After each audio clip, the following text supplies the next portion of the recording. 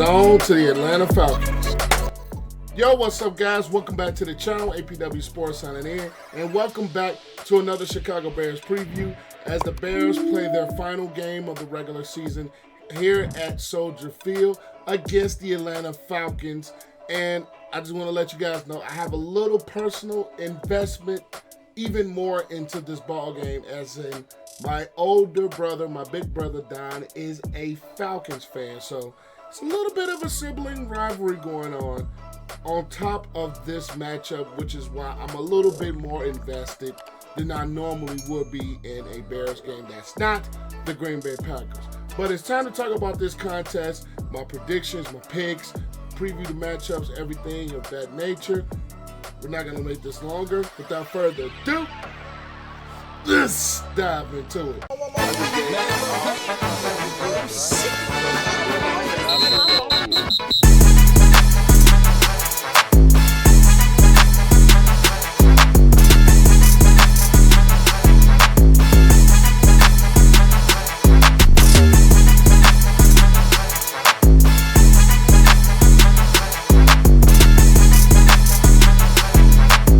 Now we're going to talk about the Chicago Bears offense versus the 3-4 Falcons defense, which ranks 6th in the league in points as a defense, and the Bears offense coming to this game ranking 21st in points.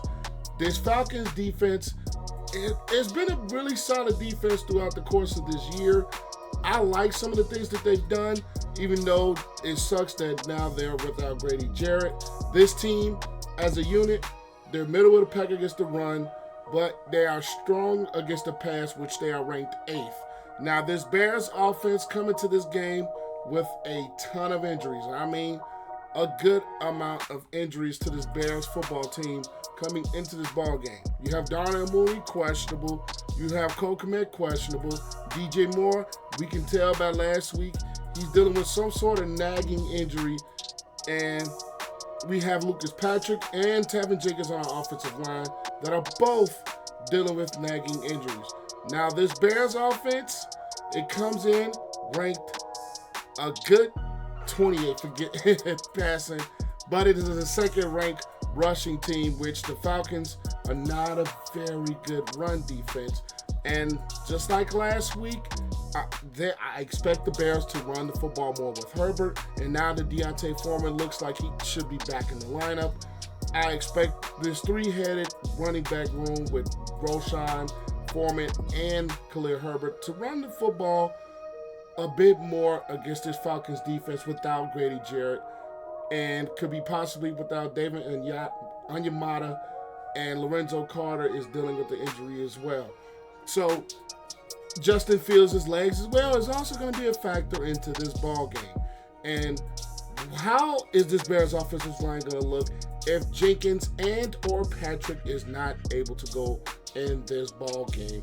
Because if you guys know, I've watched this line over the years, and there is a difference when Lucas Patrick and Tevin Jenkins are in the lineup versus Cody Whitehair. There has been a big difference in this offensive line for the Chicago Bears. So at the end of the day, can they protect? Can they protect? Can they protect Justin Fields and enable them to make some of those throws, or even some of those scramble plays that has this offense at times reaching some peak levels? So with this Bears offense, I'm really expecting them to run the football. I am really expecting this team, Luke Getsy, and this offense to scheme up ways to run the football very effectively. I expect them to get guys like Tyler Scott involved. If Darnell Mooney is not able to go, Velus Jones Jr., you know he can't catch, but at the end of the day, I expect some ways to get their speed involved. Economia St. Brown looks like he could be coming back after missing a couple of weeks. So some of these players are getting healthy while some are falling. If Kmet is not able to go, I think that is going to be huge for this Bears team, as he is basically Justin Fields' security blanket. And Robert Tonyan, he struggled to catch the ball this year too. So, and Kmet does a big thing in a run game as well with this blocking. He's not the greatest blocker, but he puts effort and he is willing to block for this Bears deep.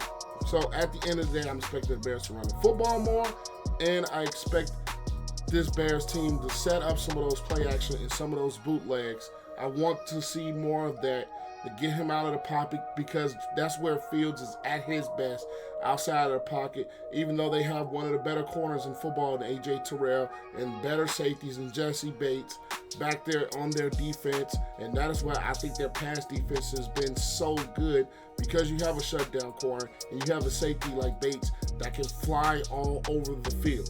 So at the end of the day, the running game is going to play a huge part of what the Bears are going to try to do as far as throwing the football and attacking down the field with their speed.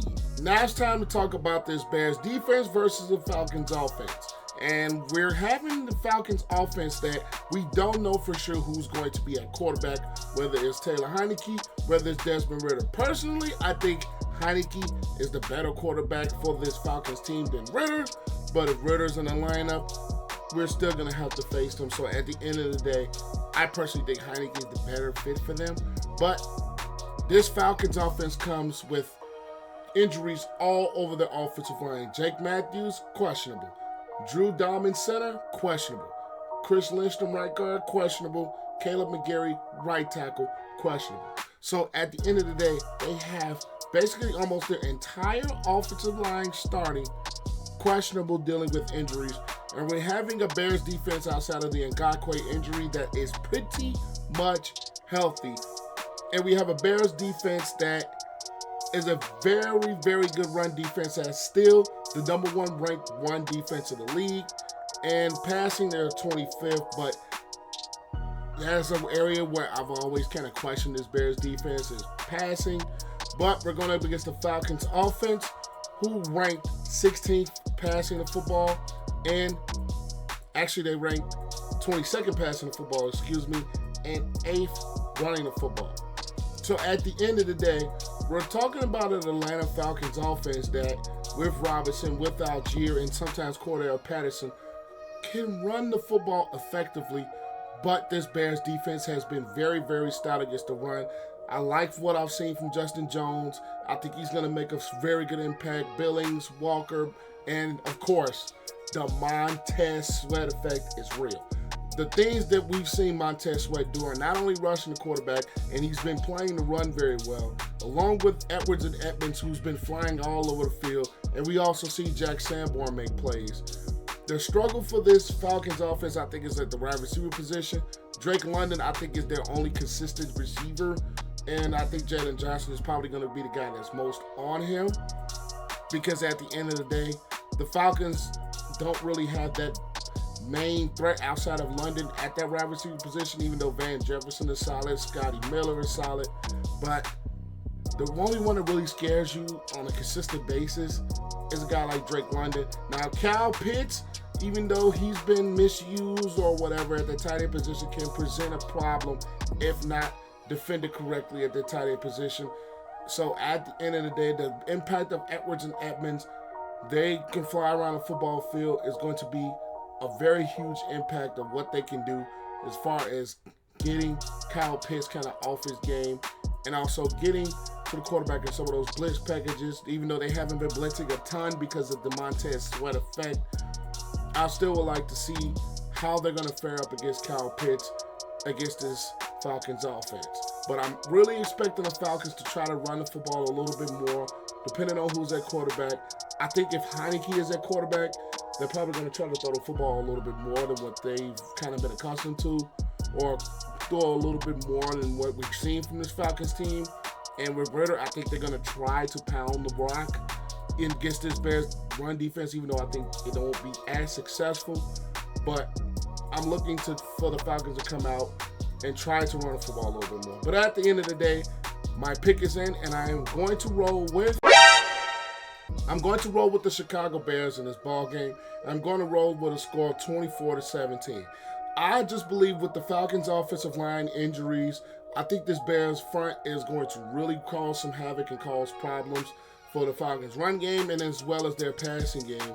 And I think with the Falcons' injuries on the defensive side of the ball, with them not having Grady Jarrett, with them struggling against the run, I think the Bears with Roshan Johnson, with the Bears with a guy like Foreman and Herbert are going to come out and run the football, I think, more than just about the amount that we seen last week against the Cardinals. And I think they're going to set up so much of that off the play action.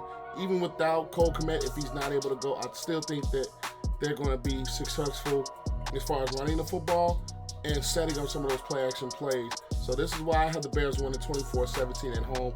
Final game at Soldier Field for the season. But that's all I've got. Make sure you guys leave this video a like. Comment your thoughts down below on this ball game. And as well, click the subscribe button and notification bell so we not miss anything I have on this channel. But I am APW Sports signing out. Make sure you guys stay safe. Have a great next day. And I will catch you guys in the next one. Peace.